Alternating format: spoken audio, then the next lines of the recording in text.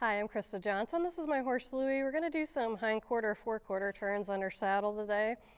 I think I did a little bit of a video of doing it on the ground first, but we're going to start by yielding the hindquarters and then yielding the forequarters to make a turn. First off, we need to have forward Louie. And I'm going to use my indirect rein, get him to yield the hindquarters. I still want to keep him going forward. I don't want to lose forward at any point, and I'm going to sit up more, ask him to yield the forequarters, and continue turning to the right. I'll try that again, going the other way. I'm just putting slight feels on the rein, so I'm asking for that hindquarter yield. I'm almost sitting up a little bit more straight. Hang on, Louie. He's kind of going without me there. I want that hindquarter yield first. I'm going to sit up more straight. Let him shift his weight back as I shift my weight back, and then we lost our forward there. I want him to turn and yield his forequarters now. Notice I'm looking the same direction the whole time.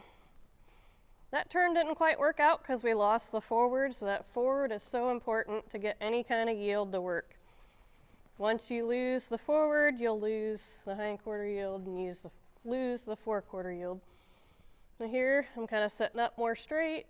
It kind of gets me lighter in my hips, so he can shift his. I'm going to sit back more, make sure I'm looking where I want to go, and have him follow through with yielding his forequarters there. And it's going to look really light because I want him to operate more off of my body and not so much rein and leg, but let me show you if you have to use more rein and leg. If you got a more green sort of horse, you're going to come out to your knee, ask for that hindquarter yield, get that, shift your weight back, and I'm almost going to have this rein up and out more, and see how that puts my neck crane on his left side too. You probably can't see that from this camera view. There it is, to get that turn. And we've been working on these for years and improving little bits and pieces of it, so he's getting smoother and smoother and more seamless about it.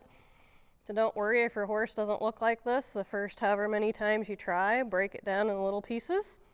Yielding the hindquarters, I'm going to sit up more, make sure I'm looking the direction I want to go.